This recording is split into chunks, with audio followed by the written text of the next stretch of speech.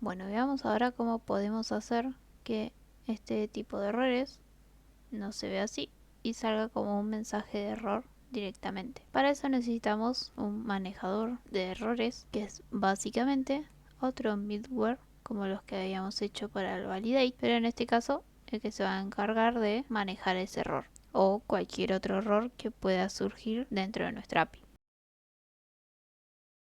Vamos a crear un archivo nuevo que se llame error.js y vamos a pensar lo siguiente. En el archivo index.js que se encarga de toda la configuración de nuestra API, nosotros teníamos el configurador de nuestras rutas. En caso de que algo pase cuando se ejecuta alguno de los endpoints, es necesario que nuestro manejador de errores reciba ese error y vea qué hace con eso. Por ejemplo, si recibe un error de join, es decir, de validación de datos, entonces debería mostrar algún mensaje de error de validación. Por ejemplo, si no encuentra la ruta a la que le están queriendo pegar en la API, entonces debería mostrarnos un error de not found. En este caso, si yo le pego a cualquier otra ruta, nos tira este mensaje de error. Cannot post. Bueno, en vez de hacer esto, vamos a intentar mostrar otro mensaje de error, por ejemplo, un not found. Bueno, para eso necesitamos pensar lo siguiente. Si esta línea de acá, que es la que maneja todas las rutas, tira un mensaje de error, entonces nosotros lo tenemos que agarrar. ¿Y cómo vamos a agarrar ese mensaje de error? Diciéndole a nuestra app que use un manejador de errores, que va a ser esta variable de acá. Esta variable de acá va a ser la que venga del archivo error.js, que va a ser la función intermedia que se va a estar ejecutando.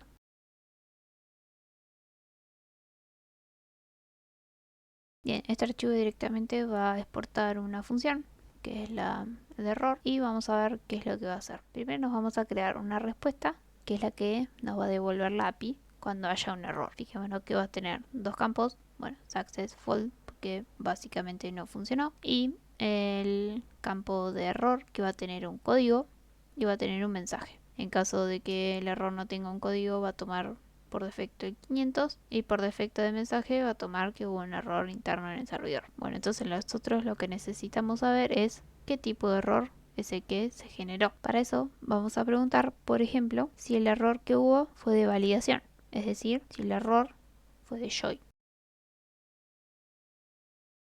De esta manera preguntamos si el error fue de validación. Entonces, en caso de que el error sea de validación, primero nos vamos a guardar qué tipo de error fue. Acá no estamos guardando qué tipo de error fue y lo estamos guardando en esta variable. Por defecto vamos a considerar que el error que viene siempre va a ser el de validation error. Pero además de un error de validación, podíamos llegar a tener el error que mostraba que alguno de los campos era requerido, o sea que era obligatorio. O sea que deberíamos preguntar entonces si está pasando o no ese error. Veamos por qué yo creé esta variable que se llama errorKey, que guarda un string que indica qué tipo de error es. Lo que nosotros vamos a hacer ahora es poder generar nuestros propios mensajes de error, dependiendo del error que se haya producido en nuestra API. Vamos a ir a la parte de constantes y en vez de ir a este archivo que ya teníamos acá, vamos a crear uno nuevo y vamos a ponerle error.js. En este archivo error.js vamos a escribir nuestros mensajes de error con los códigos correspondientes. Por ejemplo, podemos tener un error que sea de validación y le vamos a poner código, por ejemplo, 1000 y el mensaje. Este mensaje de error es el que se va a empezar a utilizar acá. Por ejemplo, en caso de que sea un error de validación, nosotros a la respuesta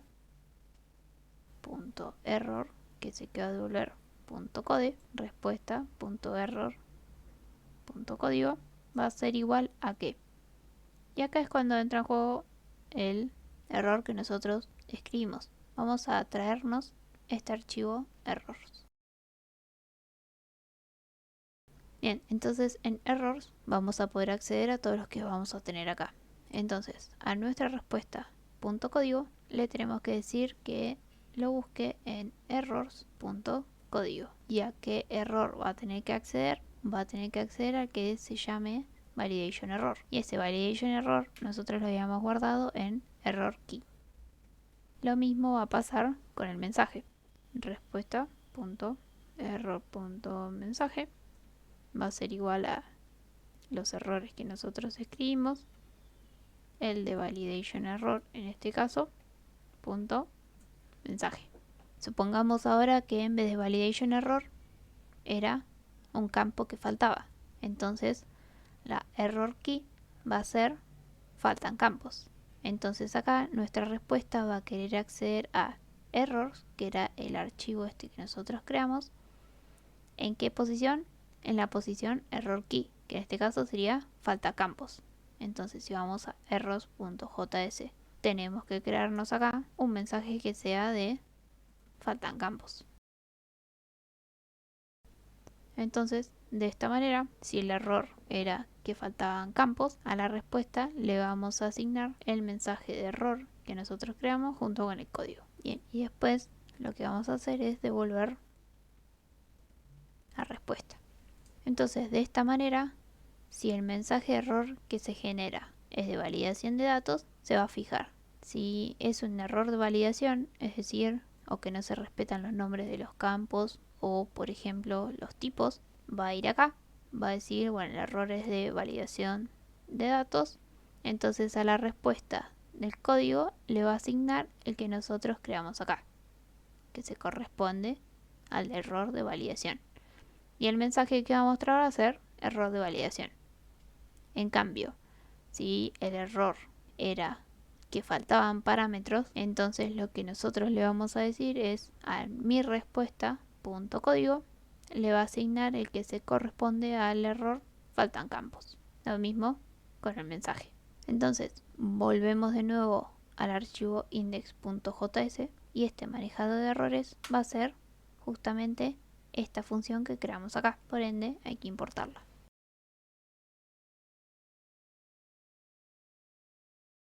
Vamos a mandarle, por ejemplo, no le mandamos el apellido. Bien, y ahí nos dijo que faltan campos necesarios. Si por ejemplo nosotros le decimos que la edad ahora es un string,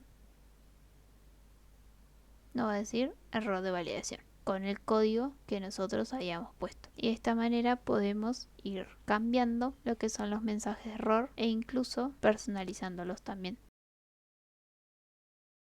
Supongamos que ahora en nuestro controlador nosotros queríamos listar la información de un solo usuario. Nosotros buscábamos en nuestra base de datos el usuario que correspondiera al ID que se mandaba por parámetro. Pero supongamos que este usuario no existe. Fijémonos que nos devuelve. Vamos a poner que busque el usuario 119. Bien, nos devuelve null. Ahora en vez de null podríamos devolver el usuario no existe. Para eso podemos preguntar. Una vez que busca en nuestra base de datos al usuario, nos fijamos si el campo user no tiene nada, o sea, si es null, entonces que devuelva. Y acá le vamos a decir errors. Por ejemplo, usuario inexistente. ¿Qué es lo que va a hacer esto? Básicamente va a cortar la ejecución de este listar info y le va a decir a la siguiente función que se tenga que ejecutar, le va a mandar por parámetro errors.usuario inexistente. ¿Cuál va a ser nuestra próxima función que se tenga que ejecutar? Justamente, si venimos al index, va a ser el manejador de errores. El manejador de errores recibía por parámetro un error. ¿Qué error va a recibir? El que nosotros vamos a tener que crear en nuestro archivo errors.js. En este caso le ponemos, por ejemplo, usuario inexistente, que igual que los demás va a tener su código y su mensaje. De esta manera entonces, si el usuario no existe, sale de la ejecución del controlador y va a la siguiente función, que en nuestro caso es el manejador de errores, y le manda el error que va a tener que mostrar. Entonces, para usar esto de acá, necesitamos traernos el archivo este. Fijémonos ahora si funciona. Vamos a decirle que nos muestre la información del usuario 119, que no existe en la base de datos. Bien, hoy nos devolvía null, ahora nos va a devolver el error que nosotros habíamos creado. Supongamos ahora que le estamos queriendo pegar a una ruta que no existe en nuestra API. Para eso podemos hacer uso de una librería de HTTP errors que nos va a permitir crear nuestros propios errores de HTTP para poder manejarlos. Como primer paso deberíamos traernos esa dependencia. Con esto vamos a nosotros poder crear nuestros propios errores. Entonces, por ejemplo, si la ruta no existe, debemos crear un error 404. Bien, acá le estamos diciendo a nuestra app que nos cree el error 404 y después con la función next lo va a recibir el manejador de errores. Si vamos al manejador de errores, acá nosotros tenemos que preguntar que en vez de que si es de validación de datos, deberíamos preguntar si es un mensaje 404. Si el mensaje de error es de not found, le asignamos un código error y le mostramos el mensaje. Podríamos hacerlo así o podríamos usar nuestro archivo de errores creados. Probemos entonces ahora si funciona. Supongamos pegarle una ruta que no existe. Antes nos devolvía cannot get o cannot post. Ahora nos devuelve error 404 not found. De esta manera, usando una librería que ya viene instalada, podemos hacer manejo de errores en nuestra API, incluso también creando, como hicimos acá, nuestros propios errores.